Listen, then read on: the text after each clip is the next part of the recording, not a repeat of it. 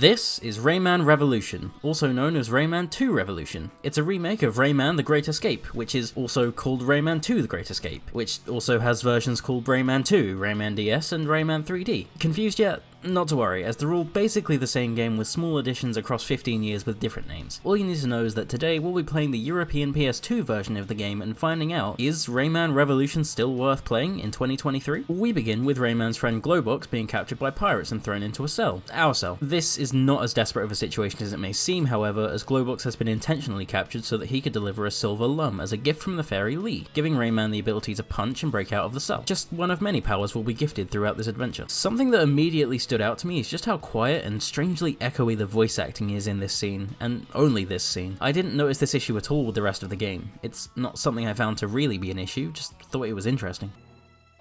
Rayman? Lums, my friend! Not really.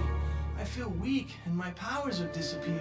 Immediately after breaking the cell open, the game does a fantastic job explaining exactly how a health bar works and how to refill it with this short yet fun slide, challenging us from the first moment to collect as many red lums as we can and heal as much as possible. The game is a bit forgiving, giving us a little over the amount of red lums we'd need to completely heal Rayman. Escaping the ship and falling to the Woods of Light, we find the tutorial level being interrupted by this game's version of a help system, Murphy. He's here to basically reiterate exactly what the game is about to tell you and teach you through the gameplay anyway, and because of this, I won't be paying much attention to him. Basically, he demonstrates that if you stand on these stones, you'll get a how-to on your current situation. The first thing I noticed here is just how alive the world truly feels. Butterflies fluttering about, frogs relaxing by the water's edge, small mushrooms bouncing away, and the particles giving a constant feeling of being surrounded by fireflies. It really gives a great sense of adventure and instantly sets the tone for the game, and that's something I can really appreciate. Following the river, we find a cage suspended above a wooden grate, and upon breaking it, discover our first of 80 familiar spirits. Collect 10 and we'll be given a mini-game to increase our health. Despite Murphy's constant need to over-explain things, he's surprisingly vague with exactly what collecting spirits does, and for how often he wants to appear, I find this really quite irritating. Anyway,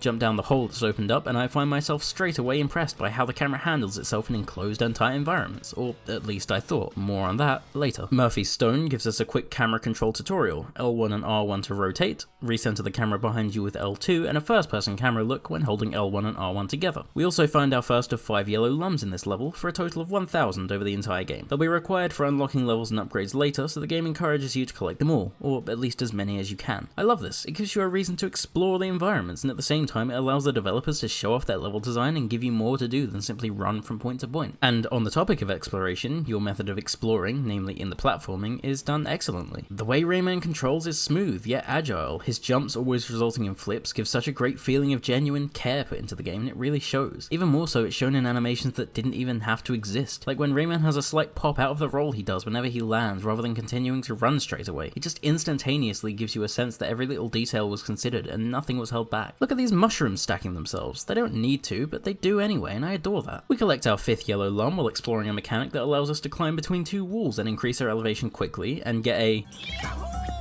for our troubles. Again, something that didn't need to be there, but because it enhanced the experience just a tiny bit, it's included anyway. The game is a joy to play, and I'm hardly 15 minutes in. Bust open a cage at the top of the cliff, and we free the teensies and their king, or supposedly their king. These 4 have been locked up in this tiny cage so long, they seem to have forgotten who is the true king, and I don't blame them. But we get a small comical scene of them fighting for the title, and I'll let you experience it.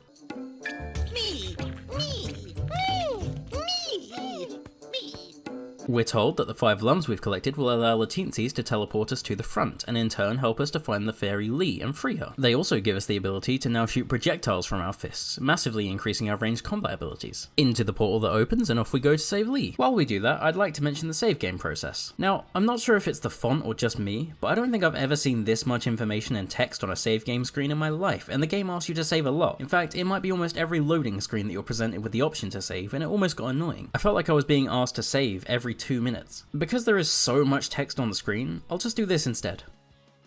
Ah, much better. Out the other side of the portal, and now we are in the Minisaurus plain, and Murphy tells us to follow a baby Globox and learn to swim. This is where my heart sunk, pun very much intended, as most of my experiences with swimming in games from the early 2090s have been mostly negative, controlling poorly, or being completely stressful. Looking at you, Sonic. But actually, Rayman controls astonishingly well underwater, and at no point did I feel myself trying to fight the camera or Rayman. They both handle perfectly, in my opinion. So, using the training dummy, we're given a short tutorial on how to lock onto a target, and then then strafe around them to hit vulnerable points with our fist shot. Fun and simple combat, enough to be interesting and yet not so complex that it requires much practice, making the game easy to pick up and play without worrying about if you'll have time to practice and get good enough at the game to proceed. Good design. We pick up a green lum after moving past the dummy, and these will act as our checkpoints throughout our journey. Should Rayman ever die, he'll respawn at the last green lum he picked up. This glow box tells us about his peaceful Minisaurus that have been driven hostile by the pirates and eating butterflies. How terrifying. Ah, these must be those famously dangerous Minisaurus I've heard so much about. Except they don't seem to be doing anything, or even really care when I attack them. I think they're supposed to be aggressive, but for whatever reason they just kind of fall over and then move on. You see what I mean about saving? It's been not even 30 seconds and already I'm asked if I want to save again since my last save.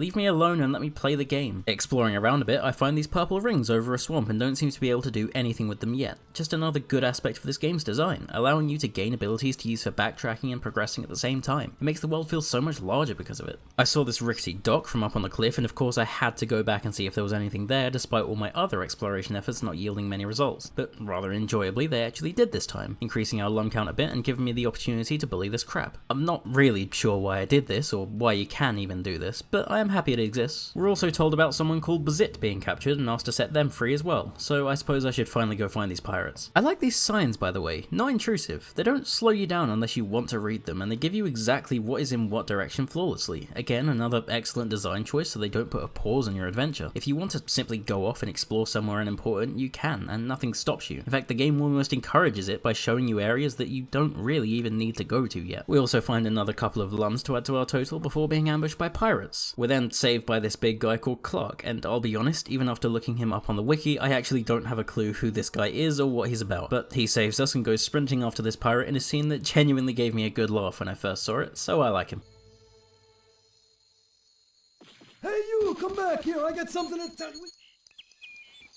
Getting into combat with pirates now, and something that stood out to me immediately was how twitchy the camera is in combat. It doesn't seem to quite know what to do with itself. It's not really an issue as the lock-on still works perfectly regardless, but definitely something to keep in mind. Otherwise, combat feels good. Rayman feels just as agile when locked onto an enemy, and combat is relatively easy. Also, I got this baby glow box trapped and the button to open the door has disappeared, so I guess he's just staying there now. Lee doesn't appreciate us trying to enter her house when she's been captured by pirates and is waiting for us to save her, and that's probably fair enough. While exploring a bit more, I came across the upgrade system beneath the teensy stone circle. This will allow us to use the lums we've collected to unlock new powers, like a rebounding fist shot, running whilst carrying something, Rayman's rate of fire, and others. Since we only have 30 lums right now, we'll just have to leave and carry on. Finally getting into what could be considered an actual level, we come across this bouncy mushroom, which springs us up onto this vine-covered branch that we can hang from and use to traverse across the water and up onto a large cavity in the side of the cliff face. I really enjoy this climbing/hanging mechanic, but it also feels a bit slow. A slight speed increase would have been nice. Ignoring the swimming not advised sign, I jump across these lily pads only to be almost completely killed by one of these stupid fish with comically large mouths. I mean, seriously, look at this thing. It's like 80% mouth. Hit a switch to unlock the gate and use the same branch we used before to cross the gap and leave the area. I'm not sure what it is about these switches, but the click they make when triggered, I find for some reason immensely satisfying.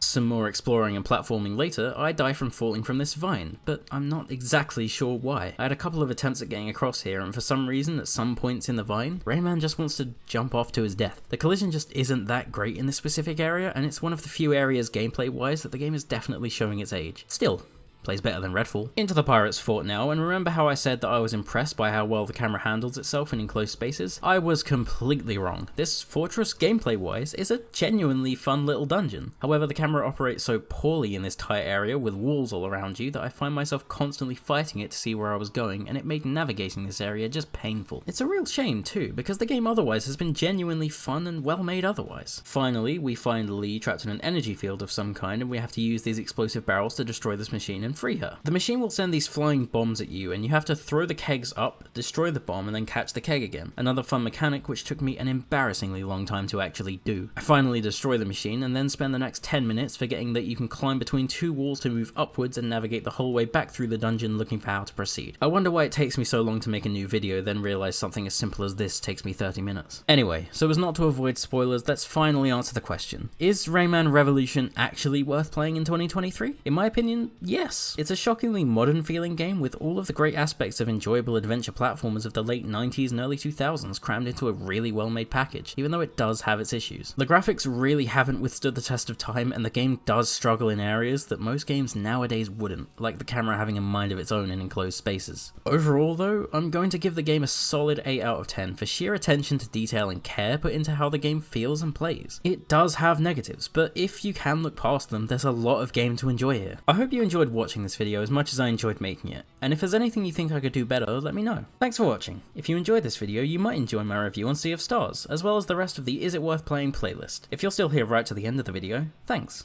I really appreciate it.